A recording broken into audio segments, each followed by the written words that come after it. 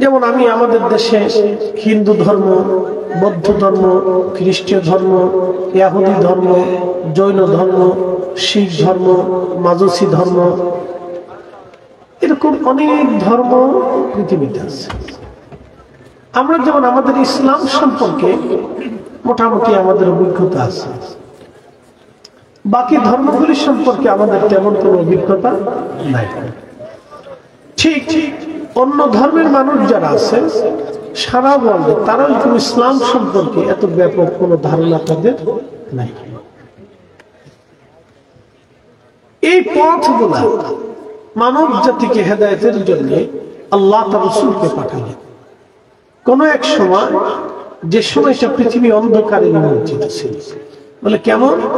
সূর্যের আলোহীন অন্ধকারে না, বরং তারা সামাজিকভাবে, রাষ্ট্রীয়ভাবে, অর্থনৈতিকভাবে, ব্যক্তিগতভাবে চরম নিম্নতম পর্যায়ে, যেটাকে মানুষ হিসেবে ধরা যায়। ধরেন আমাদের পৃথিবীতে বিভিন্ন প্রাণী আছে, পশু পাখি আছে, তারা পৃথিবীতে বিচরণ করে, তারা পৃথিবীতে বসবাস করে, তাদের শরীয়তের কোনো রুলস নাই, কিন্তু তারা তাদের নিজস্ব আল্লাহর দেওয়া বিধান মোতাবেক চলাফেরা করে। যেমন আপনি যদি দেখেন পিঁপড়া, এই পিপিলিকার দল, তারা একটা নির্দিষ্ট বাইন্দে চলাফেরা করে, তাদের একজন নেতৃত্ব দেওয়ার মতো রানী আছে। পিঁপড়াদের কিন্তু কোনো রাজা নেই, রাজারা নেতৃত্ব দেয় না, পিঁপড়াদের নেতৃত্ব দেয় হলো মহিলা পিঁপড়া। মহিলা পিঁপড়া হচ্ছে তাদের রাজা। এই মহিলা পিঁপড়া তিনি রানী, তিনি সমস্ত পিঁপড়াদেরকে নিয়ন্ত্রণ করেন, তিনার হুকুমে সমস্ত পিঁপড়ারা চলে, এবং তিনার হুকুমে পিঁপড়ারা যুদ্ধ করে, এবং তিনার হুকুমে পিঁপড়ারা মৃত্যু দেয়, মানে মরে যায়, এবং তিনার হুকুমে পিঁপড়ারা কিন্তু একটা অঞ্চলে বাসা বেঁধে তারা প্রাসাদ বানায়, গুহা নির্মাণ করে, ঘর নির্মাণ করে, খাবার জমা করে। এবং আপনারা জানেন যে পিঁপড়ারা 6 মাস 1 বছরের খাবারগুলি তারা ওই তাদের গর্তের ভিতরে নিয়ে ওখানে জমা করে রাখে। আচ্ছা, আমার দিকে তাকাবেন, এখানে একটা প্রশ্ন, পিঁপড়াদেরকে এই বুদ্ধিটা দিল কে? একসাথে বলেন, আরো জোরে বলেন, একসাথে জোরে বলেন, কোন সন্দেহ? কিন্তু আমাদের দেশে যারা সনাতন ধর্মে বিশ্বাস করে তারা কিন্তু আল্লাহকে মানে না। তারা বলে বিদ্যার দেবতা আছে,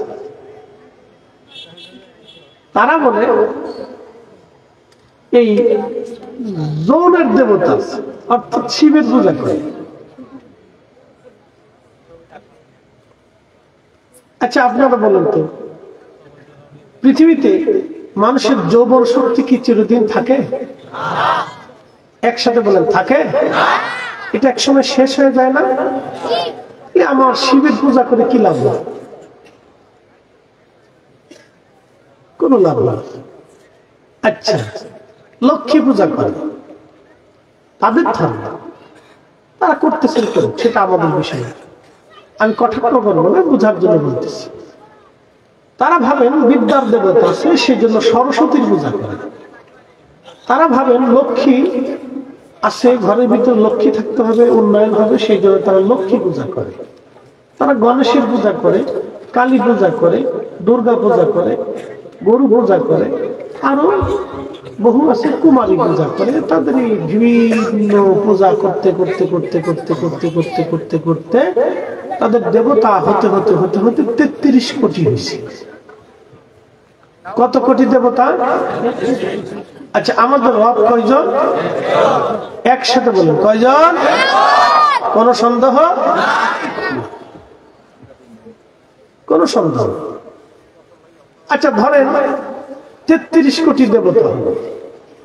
পৃথিবীতে হিন্দু আছে কত কোটি? 100 কোটি প্লাস, 120 কোটি ধর্ম। তাহলে এক একজন দেবতা কয়জন করে বান্দা ভাগে পাইল? 3 জন। কয়জন পাইছে? তাহলে এক একজন দেবতা বান্দা পাইছে ভাগে 3 জন। এটা তাদের বিশ্বাস। পৃথিবীতে সবাই সব ধর্মের মানুষ এক একটা বিশ্বাস নিয়ে বেঁচে থাকে, কথা ঠিক আছে না? সেটা মিথ্যা হোক আর যেটা হোক সেটা নিয়ে তারা কি করে? বেঁচে থাকে, সেটা পালন করে। আচ্ছা বলেন তো, যে যে বিশ্বাসে থাকে, আমরা জানি সবাইকে খাবার দেয় কে? কোনো সন্দেহ? তো মনোযোগ দেন, পিঁপড়ারা গর্তের ভিতরে থাকে একটা মাইন্ডে, একটা নিয়মে, একটা আইনে, তার রাজা আছে, সে রুলসে থাকে, খাবার জমা করে, প্রাসাদ বানায়, ঘর বানায়, দরজা বানায়, এর ভিতরেই তারা থাকে। বুদ্ধিটা দিল কে? একসাথে বলেন কে? তাদের কোনো স্কুল আছে, কলেজ আছে, কোন শিল্পকলা আছে, রাজমিস্ত্রি আছে? নাই। তাদের এই বিল্ডিং বানানোর জন্য পৃথিবীর কোন বিদ্যালয়ে তারা পড়ে না।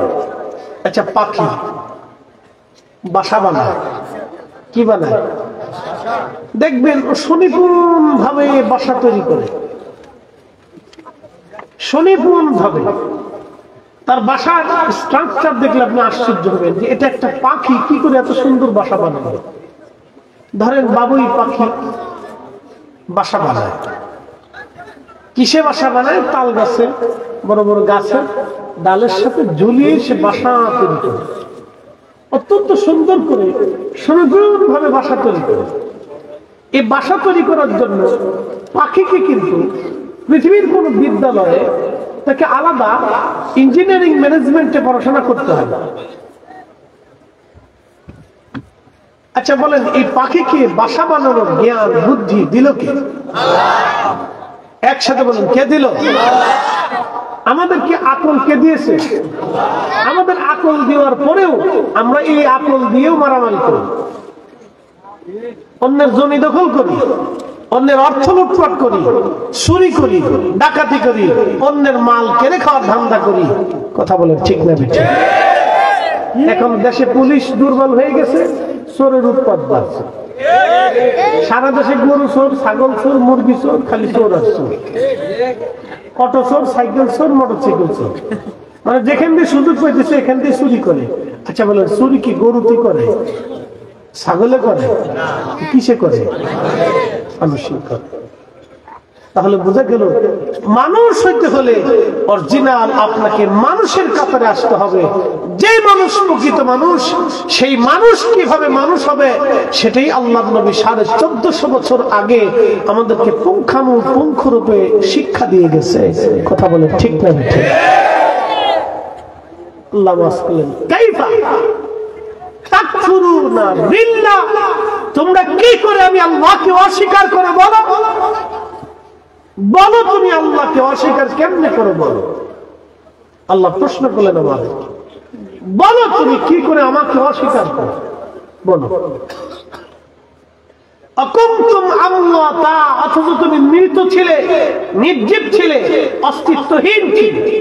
প্রশ্ন করে জবাব দিবে। 100 বছর বয়সী এখানে কেউ আসেনি। আপনার বয়স কত? 100 হয় নাই, কিছু কম আছে। তার অর্থ 100 বছর বয়সী এই গ্রামে কেউ নাই। এর অর্থ হচ্ছে 100 বছর আগে এই অঞ্চলে যারা ছিল সবাই মাটির নিচে। 100 বছর পরে আমরা এখানে যারা আছি সবাই মাটির নিচে। নতুন প্রজন্ম আসবে, নতুন প্যান্ডেল হবে, নতুন শ্রোতা হবে, নতুন বক্তা হবে, কিন্তু ঠিকই আল্লাহর কোরআন থাকবে। জোরে জোরে জোরে জোরে বলেন, আল্লাহর কোরআন ঠিকই।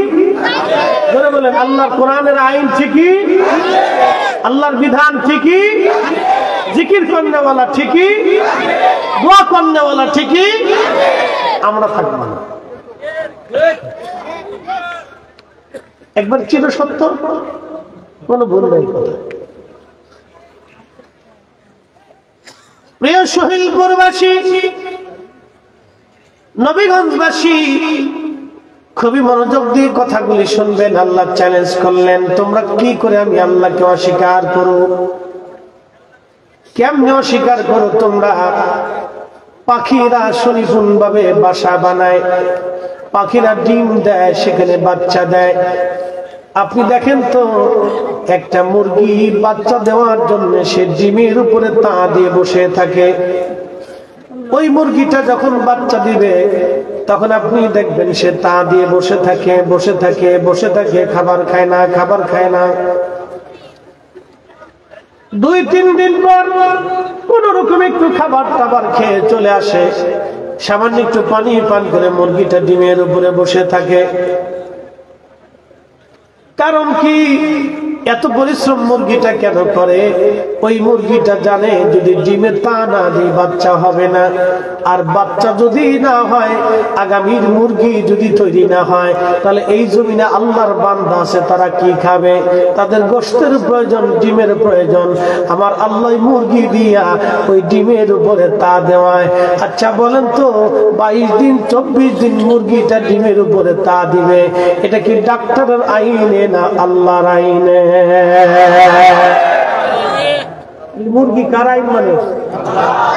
আমরা কারটা মানি? 100% না। যদি আমরা আল্লাহটা মানতাম তাহলে এদেশে সুদখোর থাকতো না, আমরা আল্লাহটা মানলে দেশে ঘুষখোর থাকতো না। আমরা আল্লাহটা যদি মানতাম তাহলে এদেশে সামান্য জিনিস নিয়ে বানান মারামারি কাটাকাটি দাঙ্গা হাঙ্গামা হতো না। কথা বলে ঠিক কিনা? সবাই খালি জনগণের টাকা চুরি করে খাওয়ার বন্ধ করে। কি কথা বললে? আমি উচিত বললে সবাই বেকার হবে। সবার একই ধান্দা, কিভাবে মালফুস করবো, মালফুস করবো, মালফুস। সবার ধান্দা মালফুস কেমনে করবো, ধান্দা সবার।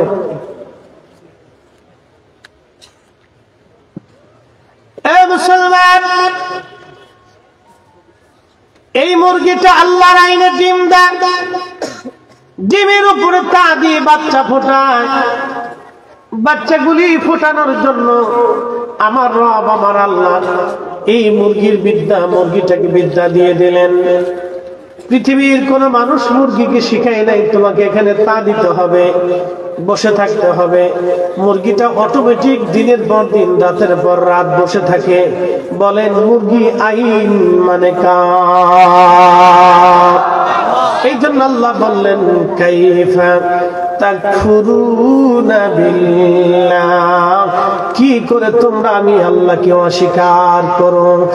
অন্য আয়াতে আল্লাহ বললেন ইয়া আইয়ুহাল ইনসানু মা গাররাকা বিরাব্বিকাল কারীম।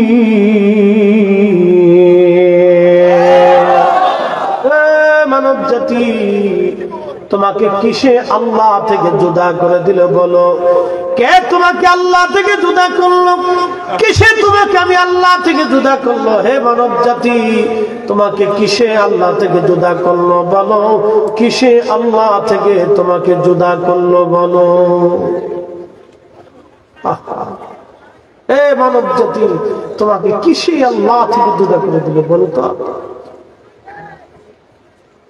আপনি যদি আল্লাহর সৃষ্টি নিয়ে চিন্তা করেন, হযরত সুলাইমান আলাইহিস সালাতু ওয়াস সালাম বিরাট বড় বাদশা ছিলেন। তিনি পৃথিবীর এমন কোন অঞ্চল নাই যেখানে বাদশাহী আল্লাহ তাকে না দিয়েছিলেন। বর্তমান দেখলেন আল্লাহু আকবার, যে ফিলিস্তিনে যুদ্ধ হয়, এই ফিলিস্তিনের গাজা অঞ্চল, আগে নাম ছিল আসকালান, এই গাজা অঞ্চল দিয়ে শুরু করে বাইতুল আকসাকে কেন্দ্র করে হযরত সুলাইমান আলাইহিস সালামের রাজ দরবার ছিল। ওনার 350 ছিল মানুষ মন্ত্রী, তার 350 ছিল জিন মন্ত্রী, আর গোয়েন্দা বাহিনীর প্রধান ছিল হুদহুদ, পাখি বাহিনী ছিল ওনার। লক্ষ লক্ষ সৈন্যরা যখন ওনার সাথে পিছনে পিছনে মার্চ করত, আল্লাহর আকাশের লক্ষ লক্ষ কোটি কোটি পাখিরা ওই উড়ে উড়ে উড়ে উড়ে সৈন্যদেরকে ছায়া দিতে থাকতো। আস্তে হয়ে গেল না? জোরে বলেন। তেলের গাড়ি তেলে চলে, হাওয়ার গাড়ি হাওয়ায় উড়ে, বিন বিনা তেলে চালায় গাড়ি নবী সুলাইমান, আমরা সেই মুসলমান, আমরা সেই মুসলমান, ঠিক কিনা?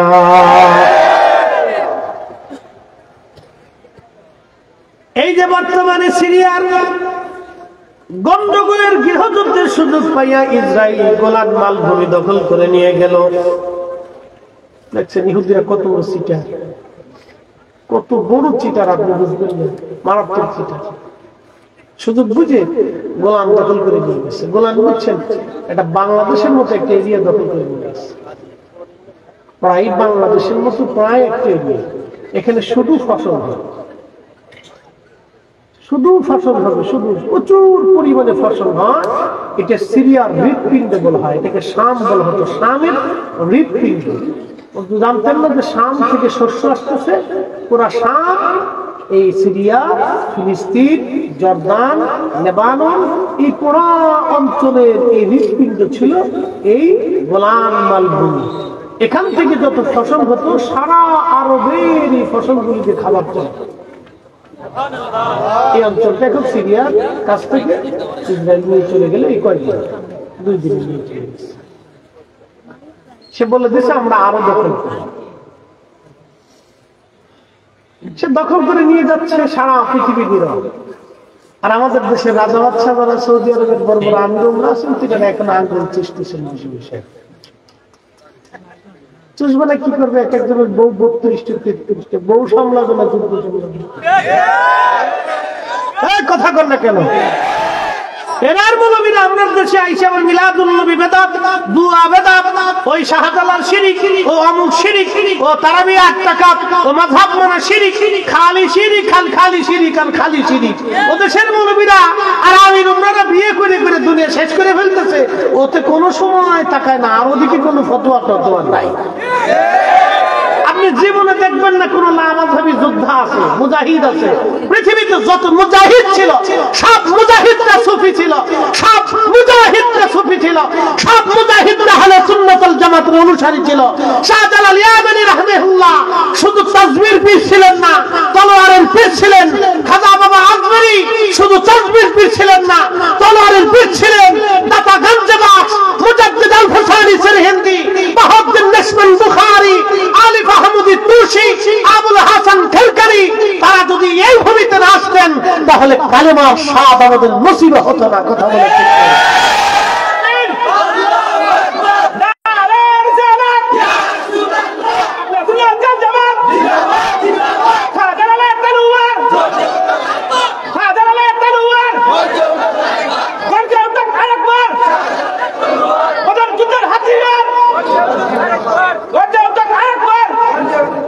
মনোযোগ দেন, আমরা একসাথে বলি আল্লাহু আকবার।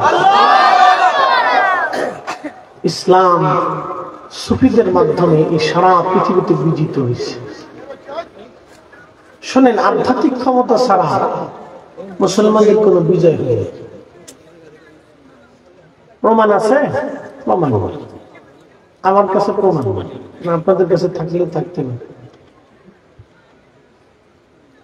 খালিদ বিন ওয়ালিদ, তেনার একটা উপাধি ছিল সাইফুল্লাহ। একসাথে বলেন কি? জোরে বলেন। এর অর্থ হচ্ছে আল্লাহর তলোয়ার। একসাথে বলেন, কার তলোয়ার? এই সাইফুল্লাহ শব্দটা কার জবান থেকে আসছিল? নবীর জবান থেকে। একসাথে বলবেন আল্লাহু আকবার। দেখেন রাসূলের জবানের ওজন কত। সাইফুল্লাহ তিনি একজন মানুষ, একজন জেনারেল।